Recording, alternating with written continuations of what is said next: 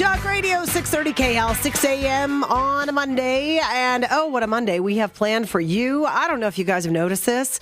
Okay. You know what? It's not a bad idea. It's not a bad idea. And I'll make the argument in a little bit of, I can make both sides of that argument. That's how good I am at that, Dave. I'm sure you're not the first person to put it up there. When we get back, we're going to talk to a Jeffco mom. And she reached out to me because it's about time you started to hear from other people in this issue. Other people. We'll do her next, right after this on Talk Radio 630 KHOW. Talk Radio 630 KHOW. Let me just play a little snippet from 9 News' Powers That Be. Reporter and Floyd Cerulli, 9 News political analyst. Thank you both for your time. You're welcome. Nelson, for those who don't follow this, just give me the big picture here. What is this fight about out in Jeffco? Well, just sum it up in 30 seconds or less, right? So the fight in Jeffco is essentially about having the 3 school board majority members recalled. Essentially, the fight is over what the conservative reform movement is trying to do to schools and what the traditional union-backed school board members have done over the past several decades. So it's a fight that's going on in Jeffco that has gained national attention because of this philosophical battle of conservatives versus union. Now, that was Nelson Garcia of 9 News. Conservatives versus unions. That's the crux of the issue in Jeffco. The recallers will tell you it's a grassroots effort just sprung up from parents. I am not buying what they're selling, not for 1 second. And joining me in the studio now, Kim Gilmartin is a parent of a student at, do you want me to tell, 3 students at, do you want me to, at Golden View Classical Academy? Mm-hmm. And how did you get sucked into this, first of all? Because you seem like a nice lady. You probably have lots of stuff on your plate. I do. And all of a sudden, you find yourself in the midst of battling on behalf of the school board who are facing recall. Right. Yes. And thanks, Mandy. I never expected to be here. But I'll give you a little bit of background. I'm a Jeffco mom of 3 kids. And until this past school year, my kids were always in their neighborhood schools since 2008. And, everything was going fine. And like many moms, I never really paid much attention to the school board. But a few years ago, I started noticing some things that I didn't really like in my kids' education. I felt like they weren't really thriving and that they were developing sort of an apathy toward their everyday schoolwork. And just some specific examples, the way the classrooms were structured. I didn't like that. The desks all face each other, sort of in a pod format. And that's a sort of progressive way of learning, student-centered learning, not facing the teacher. Well, that was really distracting to especially my boys. They couldn't concentrate. I know other boys that were in that same boat. I noticed that they weren't being held accountable all the time for their work. My son would say, oh, well, I can turn that homework in next week. It's no big deal. Another example, my 7-year-old daughter, who's very gifted in math, she always wanted to work ahead in her workbooks. And when she'd get ahead, the teacher would say, well, you need to slow down because we need to let the other kids catch up, can't move ahead and that. So I felt like she wasn't really being challenged enough. And I felt like if I kept them in this type of a model, that they'd fall through the cracks, that they might simply skate by with the bare minimum. And I thought, is this as good as it gets? Right. So I started looking around. At what other options there were, and I looked around at some charter schools, and I just learned about this brand new charter school that the new school board majority, the one that's being recalled, had approved. This was last year. It's a classical charter school. It's one of the only charter schools that have been approved in the last 10 years in Jefferson County, and they just opened their doors on September 1. So we're almost at capacity now, but just in in 8 weeks, I have seen a huge improvement in my kids, in their learning, in their enthusiasm for school. And it's really exciting. And that's just my personal story. What is the difference between what they do at Golden View and what they were doing at their neighborhood schools? Well, the biggest difference is they use a core knowledge curriculum, not the Common Core. It's a core knowledge curriculum. They use something called the Socratic method, where all the students are facing the teacher. They're in their own individual seats. They're listening to the teacher. They're raising their hands when they're called upon. It's a traditional school model that you and I went through. That's right. It is. And I just love it. They teach Singapore math.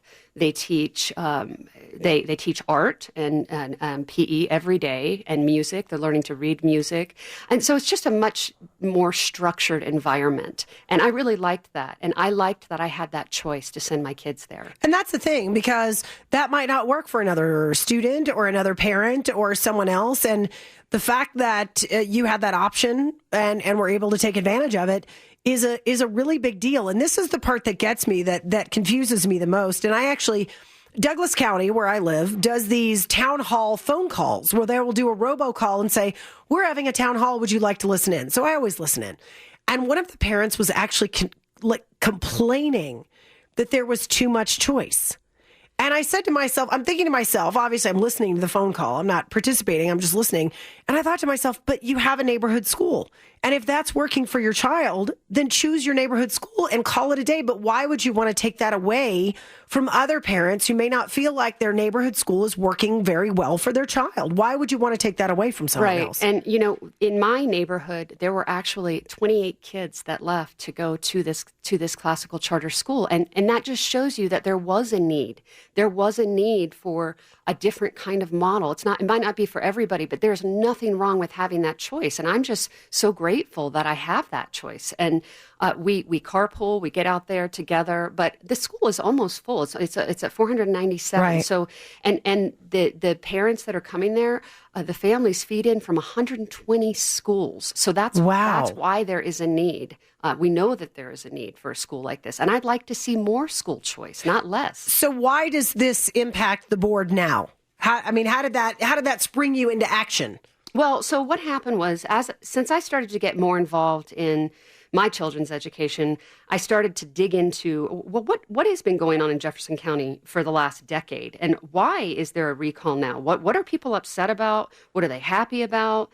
And what reforms has this new board been making? So I started to dig in and learn some things that I never knew. I'll give you a few examples. First of all, I found out that right in Jefferson County, in my school district, we had a high school where 95% of 10th graders did not test proficient in math.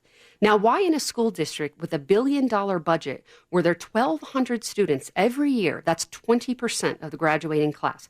Why were there 1,200 students that didn't graduate on time? And why did 1,800 students who did graduate on time need to take a remedial class before being ready for a freshman level college course? Why were these things not being addressed by the board? And it came to my attention that I thought a lot of parents in Jefferson County had had enough of union-run school board. They'd had enough of mediocrity. And so they voted in, 2 years ago, they voted in 3 conservative board members who ran on the promise of making reforms and making changes. And they've done that. And I'd like to talk about some of the things that I've seen that they've done, that a lot of parents have seen that they've done, that we like. Hit me. Okay. Well, first of all, the schools I mentioned that had the worst performance, Jefferson and Alameda areas, they invested $5 million in those schools. Okay, they invested millions in new literacy teachers and coaches. They've increased school choice. I gave you my example of that. They have equalized funding for all public schools, and that means charter schools. So that's something that just happened last year. It used to be that charter schools did not get as much money per student as the regular traditional neighborhood district schools. Now they all get the same amount of money. That is very important because we should all have choice and our kids should not be penalized for going to a charter school. They implemented local control to schools via something called student-based budgeting. And what that does is it gives principals more control over the money that their schools are allocated. So they can make decisions at the local level. I know of one principal in particular that loves this. And it's based on what their school and their students need. So it's not the top-down, one-size-fits-all model. That's really important. It is. Let me interject on that. That's something that has already existed in Douglas County. And it allows the principal at my daughter's school to say, okay, we have X amount of dollars. Do we want to roll this over and use it for a really big project? Or where's our greatest need? Maybe it's in the library this year. Maybe it's in our computer center. Maybe it's in our, wherever the need is. I mean, this is another thing where I can't even imagine someone being opposed to that measure, because here you've got the people in the school that know the student population. They know what the students need. They're the ones making the choices. That's one of those things that I don't understand why someone could possibly be opposed to that. Me either. And, maybe you need more special education teachers. Right. That's a big one. So if you need that, the money should be there for you. Another thing, Jefferson County for a long time has not been competitive with neighboring school districts when it comes to hiring new teachers. We want to get more new teachers in. So this board upped the starting salary from $33,000 to $38,000. And that means we can be more competitive and get those new teachers in.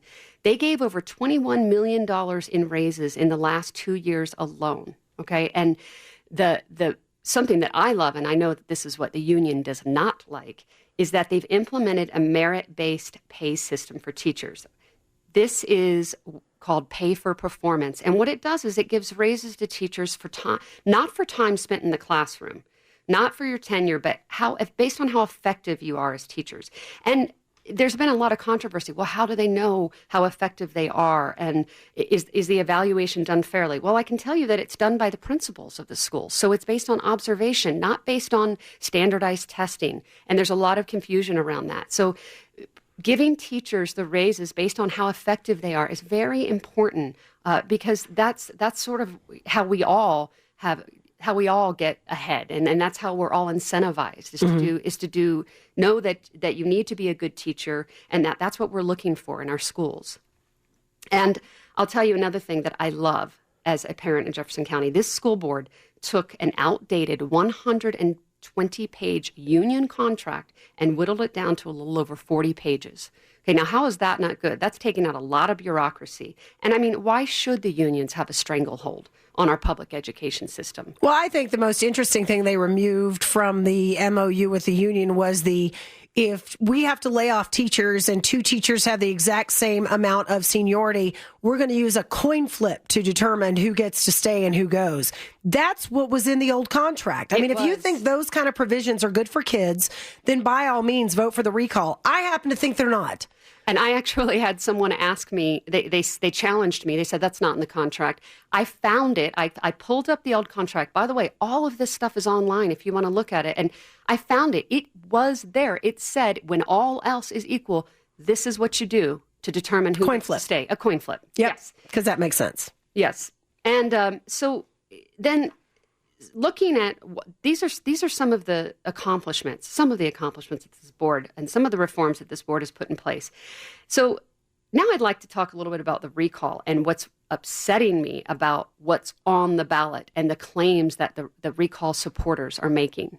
Can I talk about that? Oh, please. We've talked about it extensively, and we'll continue to talk about it after you leave because it's preposterous, some of the things they're alleging, and the lack of proof that they seem no obligation to provide. They're just going to throw the accusations out there and put it on a ballot and be okay with the fact that they're making stuff up. But go ahead. Okay. So, as you mentioned before, even the Denver Post said this recall should be rejected. That was in a recent editorial. It should be rejected. And when I got my ballot in the mail, I was shocked about what was on there. And I have a lot of friends who were shocked. We thought, wait a second, how could this be on the ballot if it's not true? Right. And so let's just talk about some of what's on there. The 3 reasons that the recall supporters listed as the reasons that that the school board majority should be recalled are absolutely false. They can be proven to be false. And I want to go through just a few of them. The first one's the superintendent's salary. They say that he is making $80,000 more than the previous superintendent. That is absolutely not true. His base salary is $14,500 more than the former superintendent's was. His bonuses, now this is if he meets all of his goals, which means he's doing a great job and achievement levels are being met. If he did, he would be making, his bonuses would be upwards of $40,000. Now, Cindy Stevenson's, the former superintendent, if she made all of her bonuses, that was $20,000. So right there, the difference in the total compensation package is $35,000, is less than $35,000. So where does that $80,000 come from? And how did that get on the ballot? The second one is transparency. I have no idea where these recall supporters are getting that this board is not transparent. First of all, this is the first time since I've been in Jefferson County that they live stream board meetings. That means you can watch the board meetings from your home. You don't have to go to the district headquarters and sign up to speak and put your address down. You can do it all online. You can do it days in advance. And Even their union negotiations are online. So it's completely transparent. I don't know how you could get more transparent than that. And the last one, which is something that everybody has heard about, and this is they tried to censor AP U.S. history. That one couldn't be farther from the truth. If you really look into this, okay, it came to the attention of many school districts around the country. This has been nationwide in papers that the AP U.S. history course had been leaving out some important historical figures. Martin Luther King Jr., John Adams, and Thomas Jefferson, to name just a few. So one of the current board members suggested we do a curriculum review, just like other school districts had in other places in the country. And of course, the opposition and the union jumped all over that and said, oh, they want to censor U.S. history. They organized walkouts. But you know what's crazy is that the College Board actually did revise the framework in 2015. They revised it because they had gotten so much feedback. And those revisions resulted in a clearer and more balanced approach to American history. So that's all a good thing. I mean, and right. It's amazing to me that the union has taken that and blown it out of proportion. And this is a question that I have for people supporting the recall overall. How many times do you have to be lied to in a demonstrable fashion before you stop giving credibility to the people who are lying to you? I mean, that's the big question I have. Because all of these things, and again, Sherry Pife has a column I'm going to get to in just a few minutes after we get done with our conversation about who exactly is funding the recall. It's the unions, people. The unions who have been saying they don't have anything to do with it. Well, guess what? They're the ones footing the bill. We have campaign finance reform or campaign finance reports that Sherry has dug through. And guess whose fingerprints are all over it? The Jefferson County Education Association. This is about union control, period. And you know what else makes me very angry, Mandy, as a parent, okay, is the most appalling thing to me is the blatant political partisanship that has taken place. I have been to several school board candidate forums in the last 3 months, okay? And I have watched and listened to what all of them are saying. Now, the recall supporters, as you've probably mentioned, have put forth their candidates. There are 5 of them. They want all 5 seats on the board, okay? Just let's understand that. They want all 5 seats. But every single one of those candidates, and they call them the clean slate of 5, is union funded and union endorsed, okay? And I have listened to these people say that they're nonpartisan, that they want to work with all parents, that they don't have an agenda, that they want to bring back trust. But yet, when I researched this, all three of the recall candidates, the ones running for the seats of the ones they're wanting to recall, have spent 2/3 of their advertising budget, okay, with a firm called Mad Dog Mail. Now, Mad Dog Mail, it's a political firm. It's a Florida-based ad agency that says right there on their homepage that they work exclusively with Democrats. Their purpose is to fight Republicans. Now, how is that good for students? And how is that working with all parents if that's the way they feel? Kim Gilmartin, you are quite the advocate. And before we started this segment, she said, how long is it? I don't know if I can talk that long. You did just fine. You did. We're going to continue this conversation. And that, you know, the ending question of where they're presenting themselves as nonpartisan, but yet they're using this Democrat operation to do all of their mailings. I just want someone to ask them, if they are truly Democrats, why do they feel the need to lie about it? Why are they working with a company that only works with Democrats, but then they're telling people they're nonpartisan? Why not own who you are? Why not be who you are? I realize it's a nonpartisan race, but if you're working with a company that only works with Democrats, you've played your hand. So stop trying to pretend it's anything else. Kim, you want a final last word real quick? Yeah, I do. Please, people, vote. If you're in Jefferson County, vote. I can't tell you, even if you don't have children in the school system anymore, you're an empty nester, this affects all of us. If you pay property taxes, it affects us. Please vote. Who do you want in charge, parents or the union? And I'm voting parents, and I'm voting no on the recall. And I'm just hoping that all of you will too. Thank you so much, Kim Gilmartin. We'll be back after this on Talk Radio 630 KHOW. Talk station.